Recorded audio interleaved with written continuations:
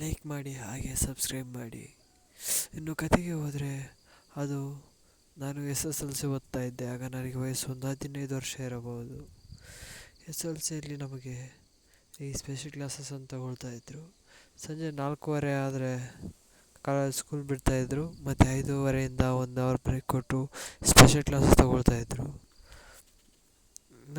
ನಮ್ಮೂರಿಂದ ಸ್ಕೂಲ್ಗೆ ಸುಮಾರು 10 ಕಿಲೋಮೀಟರ್ ದೂರ ಇತ್ತು. ನಾನು ಮತ್ತು ನನ್ನ ಗೆಳೆಯರು ಸೈಕಲ್ನಲ್ಲಿ ಬಂದು ಹೋಗ್ತಾ ಇದ್ವಿ. ಹಾಗೆ ಒಂದು ದಿನ ನನಗೆ ಅವ್ರ ಜಗಳವಾಯಿತು. ಅವರು ಒಂದು ದಿನ ನನ್ನ ಬಿಟ್ಟು ಹೋದರು. ನಾನು ಅವ್ರನ್ನ ನೀವು ಮುಂದೆ ಹೋಗಿ ಅಂತೇಳಿ ಅವ್ರ ಹಿಂದೆಯೇ ಸ್ವಲ್ಪ ದೂರ ಹೋದ್ಮೇಲೆ ಹೋಗ್ತಾ ಇದ್ದೆ.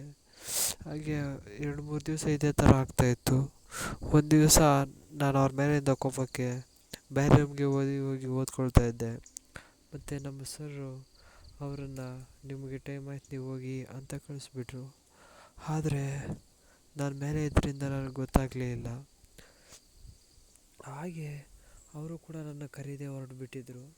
ಮತ್ತು ಸ್ವಲ್ಪ ಹೊತ್ತಾದಮೇಲೆ ಸರ್ ಬಂದರೆ ಕೇಳಿಬಿಟ್ಟು ಹೋಗೋಣ ಅಂತ ನಾನು ಕಾಯ್ತಾ ಇದ್ದೆ. ಹಾಗೆ ಸರ್ ಕೂಡ ಬಂದರು. ಏನೋ ನಿನ್ನ ಹೋಗಿಲ್ವಾ ಅಂದರು. ಇಲ್ಲ ಸರ್, ನೀವು ಬಂದರೆ ಹೋಗ್ಬಿಟ್ಟು ಕೇಳಿಬಿಟ್ಟು ಹೋಗೋಣ ಅಂತ ಕಾಯ್ತಾ ಇದ್ದೆ. ಆಗ ಸರ್ ಹೋಗು, ಅವರಾಗಲೇ ಹೋದರು ಅಂತ ಹೇಳಿದ್ರು. ಕೆಳಗೆ ಬಂದು ನೋಡಿದೆ, ಅವರೂ ಇಲ್ಲ. ಸ್ವಲ್ಪ ದೂರ ಹೋಗಿ ಗೇಟ್ ಹತ್ರ ನೋಡಿದ್ರೂ ಯಾರೂ ಇಲ್ಲ. ಹಾಗೆ ಸ್ವಲ್ಪ ಹೊತ್ತು ನಾನೇ ದಾರಿಯಲ್ಲಿ ಹೋಗ್ತಾಯಿದ್ರೆ ಟೈರ್ ಪಂಚರ್ ಆಗೋಯಿತು. ಹಾಗೆ ಅಲ್ಲಿ ಯಾವುದಾದ್ರೂ ಒಂದು ಸೈಕಲ್ ಶಾಪ್ ಇದ್ದರೆ ಅಲ್ಲಿಗೆ ಹೋಗಿ, ಅಣ್ಣ ಪಂಚರ್ ಆಗಿ ಸ್ವಲ್ಪ ಪಂಚರ್ ಹಾಕ್ಕೊಳ್ಳಿ, ನಮ್ಮೂರು ಇಲ್ಲಿಂದ ತುಂಬಾ ದೂರ ಇದೆ, ಹೋಗಬೇಕು ಅಂತ ಕೇಳಿದೆ. ಆ ಎಣ್ಣೆ ಇದ್ಕೊಂಡು, ಇವಾಗ ಆಗಲ್ಲಪ್ಪ, ನನಗೆ ತುಂಬ ಅರ್ಜೆಂಟ್ ಕೆಲಸ ಇದೆ, ಮನೆಯಲ್ಲಿ ಬೇರೆ ಫೋನ್ ಮಾಡ್ತಾಯಿದ್ದಾರೆ, ಬೇಗ ಹೋಗಬೇಕು ಅಂದರು.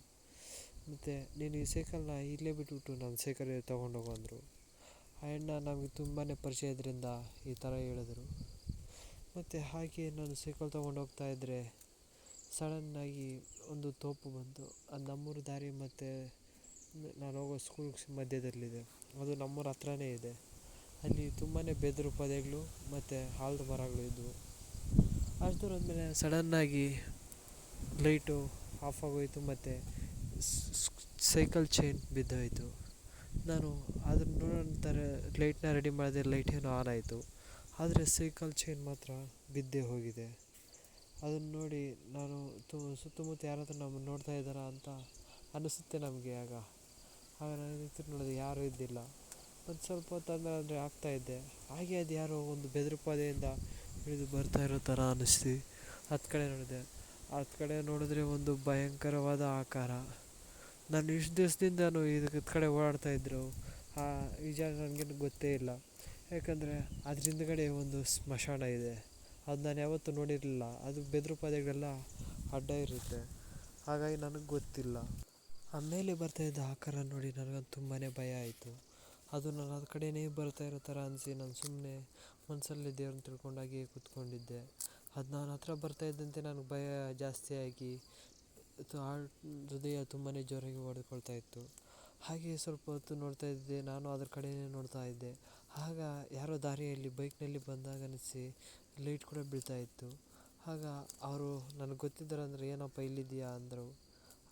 ಅಣ್ಣ ನಾನು ಸ್ಕೂಲ್ಗೆ ಹೋಗಿದ್ದೆ, ಈಗ ತಾನೇ ಬರ್ತಾಯಿದ್ದೀನಿ, ಮತ್ತು ಸೈಕಲ್ ಚೈನ್ ಬಿದ್ದೋದ್ರಿಂದ ಇಲ್ಲೇ ನಿಲ್ಲಿಸಿದೆ. ಅವ್ರು ಇದ್ಕೊಂಡು, ನೋಡಪ್ಪ ಇದೆಲ್ಲ ಇದು ಕಡೆ ಎಲ್ಲ ಇರಬಾರ್ದು ರಾತ್ರಿ ಹೊತ್ತು, ಇದು ಕಡೆ ಯಾರ್ಯಾರು ಓಡಾಡ್ತಾ ಇರ್ತಾರಂತೆ, ಅದರಿಂದ ನೀನು ಬೇಗ ಮನೆಗೆ ಹೋಗು. ನೀನು ಮುಂದೆ ಹೋಗ್ತಾ ನಾವು ಹಿಂದ್ಗಡೆ ಲೇಟ್ ಆಗ್ತಾ ಇರ್ತೀರಿ, ಮತ್ತು ನೀವು ಊರ ಹತ್ರ ಆದಮೇಲೆ ನಾವು ಮನೆಗೆ ಹೋಗ್ತೀರಿ ಅಂತ ಅಂದರು. ಮತ್ತು ಹಾಗೆ ನಾನು ಹೋಗಿ ನೋಡಿದೆ, ಸೈಕಲ್ ಚೈನ್ ಕೂಡ ಹಾಗೇ ಇದೆ, ಅದು ಬಿಡೋ ಇಲ್ಲ ಒಂದೂ ಇಲ್ಲ. ಇದನ್ನು ನೋಡಿ ನನಗೆ ಭಯವಾಗಿ, ಆಗ ಅವರು ನಮ್ಮೂರಿನ ತನಕ ನಾನು ಹಿಂದ್ಗಡೆನೇ ಬಂದು ನಮ್ಮೂರಿನೊಳಗೆ ಬಿಟ್ಬಿಟ್ಟು ಆಮೇಲೆ ಅವ್ರ ಮನೆಗೆ ಹೋದರು.